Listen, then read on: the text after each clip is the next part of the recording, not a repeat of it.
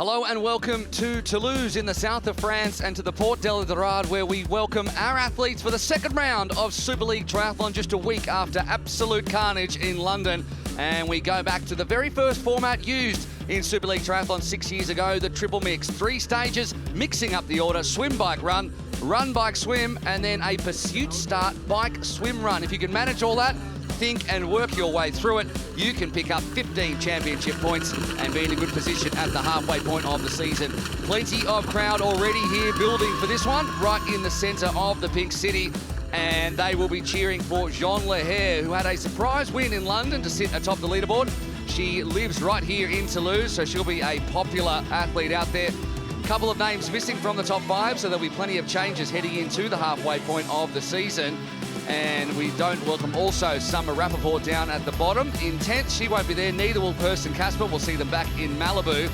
And a big opportunity for 15-year-old Fanny Zalai to pick up some more championship points after her efforts in London.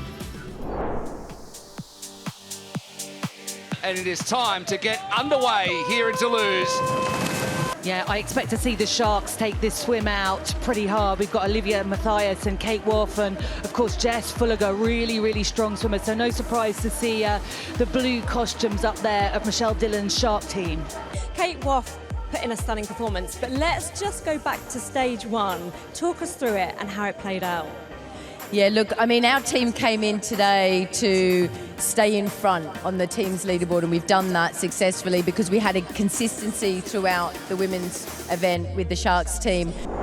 Kate Woff has stolen a march on her competitors. Leher has made a great time in the first lap, but she sits in second in that group. But Kate Woff is right off the front, and she's looking for that bike short shoot for the Sharks. It was just literally on from the gun, and Kate, we talked about the race before the start this morning, and we talked that she's going to maximise her opportunities where they are on the bike. She's such a strong biker. And if she can hold this off, she will pick that up and potentially come away with one of the quickest bike times as well. I think Woff wants more than the short shoot. I think she can win the overall on the day. She came in here with intention. She landed in Toulouse off a lot of confidence from London, and she's made a dynamic move to get away from this group. Look at 11 seconds. Remember, this is a pursuit start for stage 3. She's been either instructed or she's feeling great to absolutely lay the hammer down on this first section, and she's opened that gap, and she is gone, absolutely gone. She is all by herself, the 24-year-old, and just showing her technical bike skills because, and Mackie, you know this, like you look at this as constant changes of surface, constant off-camber corners, constant little punchy climbs. It really suits a technically proficient rider. But you see her changing those gears. She's using her gears to get through the course. She's railing those turns. She's by far superior with her skills. She's opened this up to 15.5 seconds. And you watch her, she's riding the rails as she comes off those turns, using the entire road to get around that turn and not losing any speed.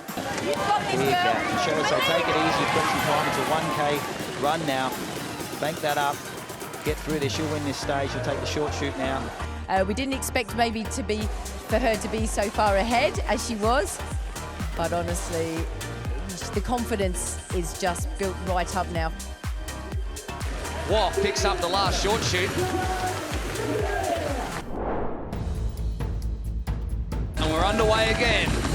We're still going to stay hungry. We've got to stay focused. That's really important because, you know, we can never get, like I said last week, you can never get complacent with any of these results because things happen very quickly in Super League Triathlon. It can change very quickly. Again, Kate Woff put herself in the right position, didn't she? Straight off that corner, up near the front, up against some super runners. As Zalai tacks onto the back of this one, Lombardi there as well in 4th position, but Leher knows that she has one main competitor out there right now, and she's right behind her. Leher, second last stage, and Woff winning the stage. It's been a mixed day for you. Jan Leher was in such a strong position and then big disappointment. Absolutely. I mean, the race was set up for the pursuit format. It was going to be the Sharks against the Eagles. Well, they come in off the 1-lap run, and it is right at the end for the Eagles, and the split 3 seconds. Off they go. Great transition from Perriot. She'll come out towards the front. as will Lahair. So, French 1-2 in, French 1-2 out. Bit of a problem with the buckle for Lahair, so she loses the front spot. And that work she did on the run has evaporated. She comes out right beside her main race rival, Kate Woff. Kate Woff is railing this bike. He put Leonie Perrier under stress, and Jean Lahair again struggling through that technical section, leaving a gap that could open up right now. Kate Woff is gone. The women are really putting a lot at front here, and Kate Woff's having a phenomenal performance today. She's just dominated every discipline she's done. She's been there in the run, and her swim has been remarkable. All right, this last part, extremely important. Lahair needs to get out quick and try and take some of that time back. Swim. Just get 1 second, Tim Don. Push, push, push, push, push. Try and take a second back. That's going to count. Make the turn, head up the finishing chute, and Woff knows that she needs to limit this, and there's some big cheers for Lahair. Woff sticking in behind, though. Maybe it'll be half a second. I wonder what this discussion is. I'm hearing that there's a disqualification potentially for Lahair. Ooh. We'll find out why and what happened there, but she does not look happy. And let's have a look back and see exactly what happened. But there is only one way you can really get disqualified in Super League Triathlon racing. Everything else is a penalty, and that is for not having your helmet done up properly. So she's gone to do it up there. Oh, it's undone there, and then she stopped. Rules are the rules. You know, the helmet wasn't done up, so she did it up, but the rule is you have to go back to your transition. Absolutely heartbroken. Heartbroken for her, but I know she'll be back. The pursuit starts, so Kate Woff, I think, will start 30.2 seconds ahead of Emma Lombardi. I said if we come to Toulouse and we can stay in front here, we've got a good chance of really genuinely winning this thing. Kate Woff has the short shoot. She has 30 seconds. It is her race to lose, and she knows it. She's never won here at Super League Triathlon. Lombardi, Perrier not far behind her. Steinhauser a further 15 seconds back. So Lombardi and Perrier will need to work together if they're going to do anything about Kate Woff. But look at that look in her eyes. You almost think, well, she knows. Woff, who's off the front, and be able to take that twice on the run. It's going to be tough for the women behind. Kate's very comfortable on the bike. She's showed all racing that she's the best bike handler amongst the women. That gap is quite simply huge. Do you know what? We had a plan going into this race that she was going to go out there and smash the bike, but I didn't quite expect this today. She's in phenomenal shape. She's taking opportunities where she could, and it's eventuated to this right now, and I can't be happier for her. And that last little risk of being on the bike and maybe taking a tumble is now over. And now she has a 2 kilometre run. No, she has to swim first and then a 2 kilometre run. And this is what she's renowned for, her swim, so she'd be very, very comfortable going in now. She's got open water, her own sight lines to the buoy. It's a foregone conclusion. Unless something happens now, cramps, it's going to be very, very difficult to get over the top of her now. She is so far ahead of everybody else. It's nearly a minute right now, and that means there is 8 left in this race. And Kate Woff has put down a marker for this season. She's saying with 5th and 1st, she is right there in the championship standings. She's a contender. Leonie Perrier has put the hammer down and taken 2nd place. She used that uphill well. She put the hammer down on that uphill. Lombardi was struggling a little bit, and not only did she go past her, she hit her hard, straight over the top, and that gap's opened. Kate Woff, who was hoping for a podium, just wanted to hit the bike. Her fist pumps the air, and why not? Kate Woff has announced herself as a contender in Super League Triathlon with a dominant performance. Kate Woff, welcome. She's never been on the podium here at Super League Triathlon, so to get on the top of the podium is a phenomenal effort from Kate, and we've inbuilt self-belief with the team over the last few days, and it's obviously paid off and worked.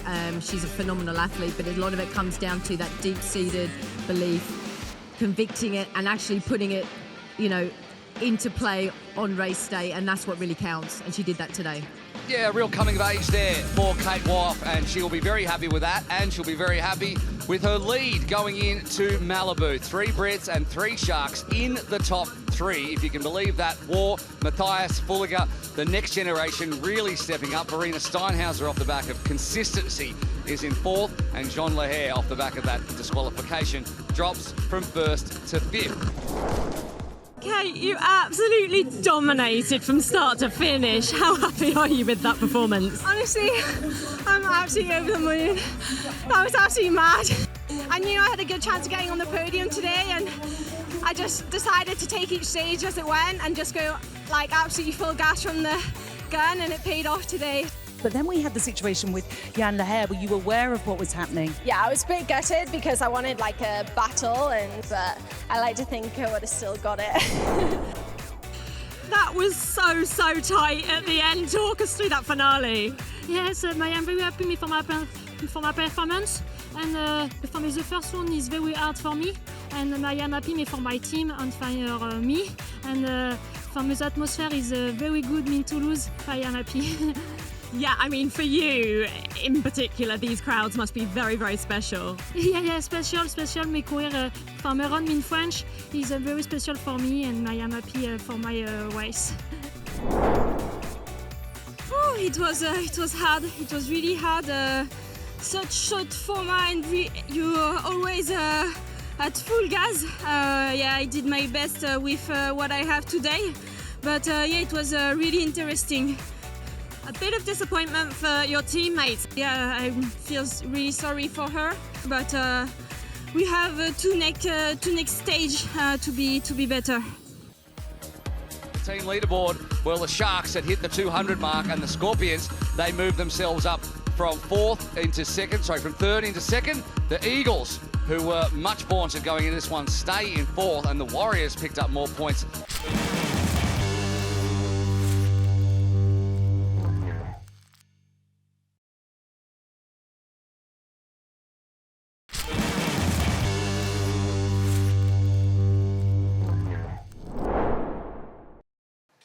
Well, now it's time to turn our attention to the men's race here in Toulouse, and here is the leaderboard heading in. Alex Shee is not here, but he currently leads. He will lose that spot on top after this race, of course, but the next 9 men on that list are all here and ready to fight it out for who will be top. Jonathan Brownlee obviously in the box seat, Taylor Reid as well from the Scorpions after that podium last week in London, and of course it keeps going down the leaderboard as well. Carter Stuhlmacher, the 18-year-old of the Warriors, he picked up the last championship point in London, and the Eagles swept the 11th to 14 places. Marcus Day, Kenji Nina, Connor Bentley, who is also not here, and neither is Adrian Brifford.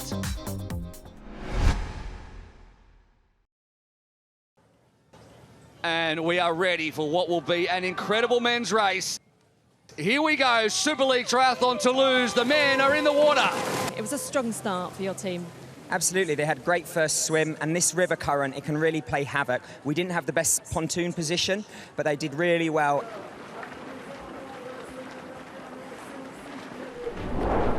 And that first spike, the pace was on. Just call it Leo Bergier. He has not got off the front. He moved straight to the front of the bike after closing that gap to Chase McQueen. You can just see they're broken. This is brutal. Well, he's not stopping there either. He's staying on the front, and there's 2 Eagles in there. There's a Shark and a Warrior as well, or 2 Warriors. And yeah, they rode well, smooth transitions onto the run, and then they had like 3 minutes to do it all again. But they set themselves up there for a great race. Who can get across the line first? It's going to be Bergier, and it's going to be the Eagles. Brownlee has a great transition too. McQueen, then Ryder, then Nina, who already has the swim cap Look on. at Hayden through transition. Again, his transition's the key point of his racing. He's by far the fastest, and he's closed a lot of the gaps he lost in that swim.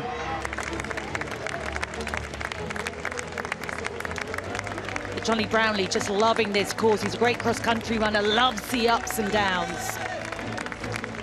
It's a race in 2 right now.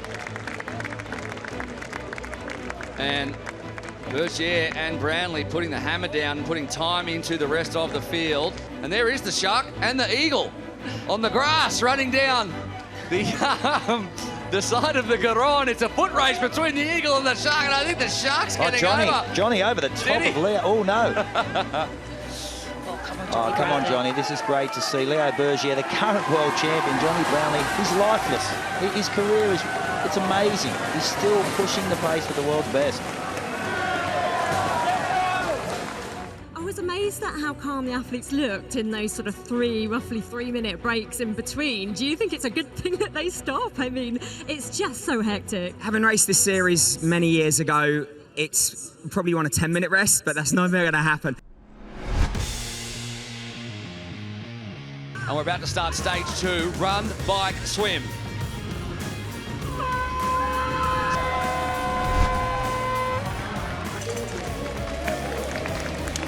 There he is, just came in too hot. Lost that front wheel. Yeah, just onto the bricks there, and he is down. The others slow down to get around him, but the same thing happened to Taylor Reid in this place last year. And he's very disappointed too, because he was a podium getter last week and he was on top of the world, and how quickly fortunes can change. So Berger has pulled something back, 7 seconds. Johnny Brownlee in third with that big group, 13 seconds down. Schumann's in there as well, Ryder's in there, Nena's in there, who finished on the podium last year. Their mind's going, oh, what order are we doing it? Are we doing it this way, that way? This is the triple mix, man. It gets mixed up all the time. Went the wrong way.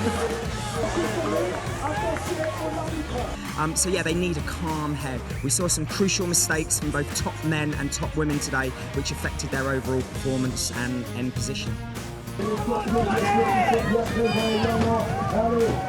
So plenty of wind, plenty of chop, and a fair bit of tidal movement in the water.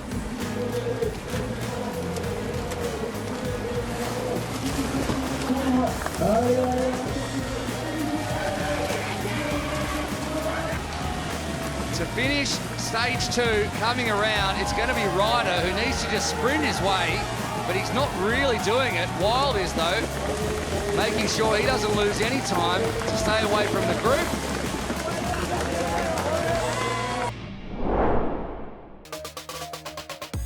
And it is up to these athletes to deliver, and Leo Bergier, having missed last week, has the weight of expectation of the home crowd, and he'll start first, but it'll be a negligible start, which means that we are going to have a race on our hands. You've got 3 magnificent cyclists, probably technically the best, leading this group out. Oh, it's going to be fascinating. Right on the fence as we get it underway here in Toulouse. And up goes the boom gate. Bergier goes, Wild follows, then it goes Brownlee. And Bergier is solid and out. Wild streaking down the black carpet to make sure he hangs on the back. Schumann and Brownlee have dropped right off the back, and they'll need the big swim to get themselves into this one. So Wild will know that in this swim he needs to stick to Leo Bergier like glue. What a run that'll be. What a run that'll be. But all things being equal, there's a lot of racing to go, but this is really setting itself up for a big race. Hayden Wild has 4 seconds on Bergier in the previous run splits. I'm just noticing that Leo Berger is taking his shoes out, his feet out of his shoes. What's happened here? He thought it was the end of the race. He thought it was the end of the bike. Yep, and he's made a monumental... Hang on, what's going on here? It is the end of the bike. It is the bell lap. Wild's gone on an extra lap. Oh no! Wild's forgotten. He's got to go back. With such a drama-filled men's race, wow, I mean, there was so much to think about with, you know, Hayden riding through the transition area, Leo Berger and himself together. He's got his lap numbers wrong, and MG is ropeable. Dear, oh dear, he's throwing the cap, can't take a trick. Now he's got to go round the back, and he's on the back of a pack with Chase McQueen. That is terrible. Is there a bell lap? I didn't see that. I think we saw the bell at one point. Now the goggles have come off and the wheels have come off the Scorpions charge. And then I think Johnny looked up and I was like, opportunity, take it. And he did. And I said, like, you know, there's a second place there, if not a first place, if you just believe in yourself.